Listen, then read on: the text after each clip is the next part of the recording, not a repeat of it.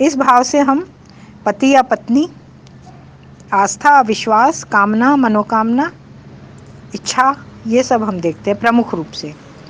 सप्तम भाव जो है वो जो है लौकिक मिलन का स्थान है।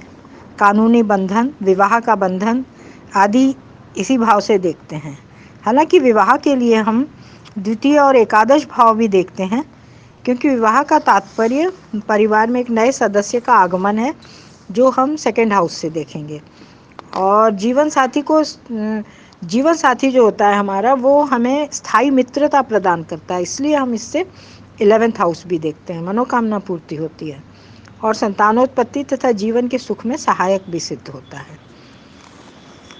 इस प्रकार यदि हम देखें तो द्वितीय भाव, सप्तम भाव और एकादश भाव पर यदि शुभ तथा कारक ग्रहों की दृष्टि हो, वो शुभ भी हों और कारक भी हों, या किसी भी प्रकार से उनका संपर्क हो, तो जीवन साथी अच्छे परिवार से आता है, अच्छे गुणों से युक्त होकर स्वयं पूर्ण परिवार के साथ सुखी जीवन व्यतीत करता है।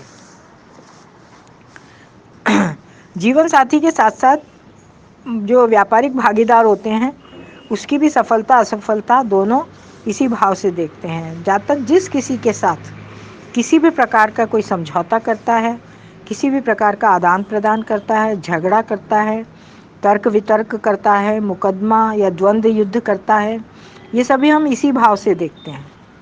जातक के प्रतिद्वंदी, चाहे वो लड़ाई झगड़े में हो या चुनाव में हो या परीक्षा में हो, इसी भाव से देखे जाते हैं।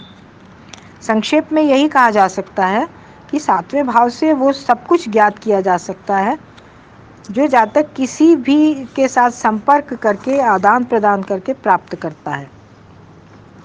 एक इंजीनियर या ठेकेदार जो स्वयं इंजीनियर है, तो वो जिसके लिए घर बनाता है, वो सप्तम भाव से देखेंगे। एक डॉक्टर के लिए मरीज, एक उधार देने वाले के लिए जिसको उधार दिया गया है, वो, ये सभी सप्तम भाव से देखे जाते हैं।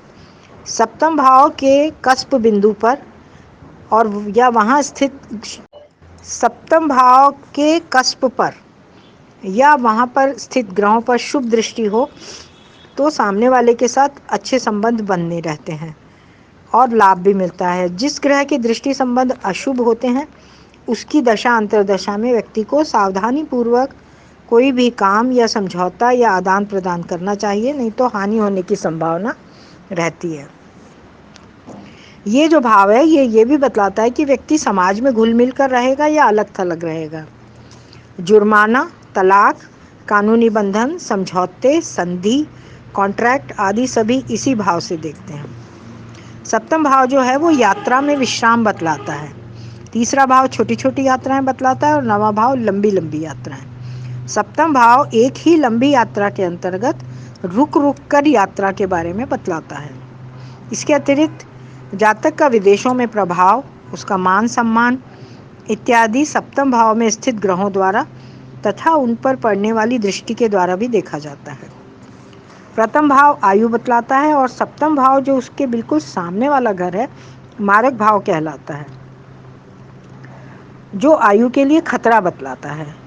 1, 3 तथा 8वां भाव आयु के स्थान है। जातक की आयु ज्ञात करने के लिए इन तीनों भावों का सूक्ष्मता पूर्वक अध्ययन अत्यंत आवश्यक है। जातक की दीर्घायु है, मध्यायु है या अल्पायु है, वो इन्हीं भावों के सूक्ष्म अध्ययन से ज्ञात होती है। इन्हीं भावों के 12वें भाव जो आयु को नष्ट करते हैं, मारक स्थान कहलाते हैं। अतः दूसरा भाव, 7वां भाव और 12वां भाव ये मृत्यु के कारक भाव हैं।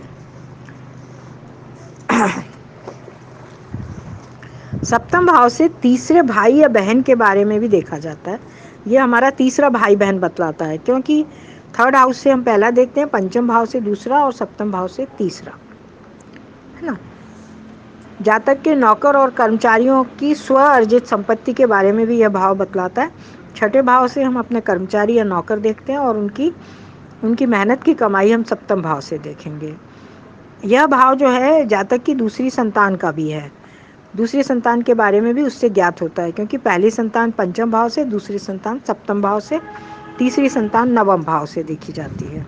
इसी भाव से माता की संपत्ति, उनका घर, उनका मकान, जमीन, वाहन, सुख सुविधा इत्यादि सारी चीज़ें हम देख सकते हैं। सप्तम भाव से गुप्त शत्रु को खतरा, क्योंकि ये द्वादश से अष्टम है। गुप्त शत्रु को खतरा भी हम इसी भाव से देखेंगे। उसकी कठिनाइयाँ, उसकी मृत्यु भी, मृत्यु का कारण इसी भाव से देखा जाएगा। इसके अतिरिक्त बड़े भाई या घनिष्ठ मित्र के लिए यह भाव नवम पड़ता है, जिससे धर्म संबंधी कामकाज या लंबी यात्रा या उच्च शिक्षा संबंधी फल देता है। सरकार और राज्य कर्मचारी की दृष्टि से मान सम्मान तथा लाभ पिता को मिलता है। पिता के लिए ये